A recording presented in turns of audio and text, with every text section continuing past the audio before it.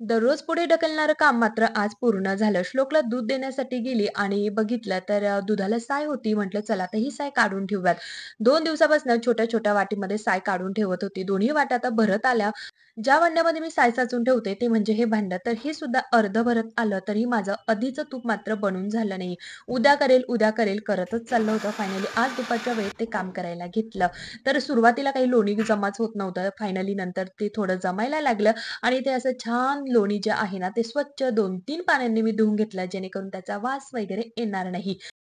तूप होईपर्यंत जी काही तुपाची भांडी होती, त्यासाठी थोडं गरम पाणी बनवून घेतलं. सगळी भांडी स्वच्छ धुवून घेतली आणि त्यानंतर घासून घेतली. जो काही मिक्सर आहे, तर त्याला पण तुपाचे हात लागलेले होते, त्याला पण स्वच्छ पुसून घेतलं. सगळ्या घरामध्ये ह्या साजूक तुपाचा छान असा सुगंध दरवळत होता आणि त्यामध्येच मी छान इथे किचन ट्रॉली क्लीन करून घेतली, फ्रिज क्लीन केलं, त्याचबरोबर थोडंसं फर्निचर सुद्धा क्लीन करून घेतलं. मंद आचेवर इकडे पिवळसर रव्वाळ असं साजूक तूप बनलं गेलं आहे. तर चला बाय.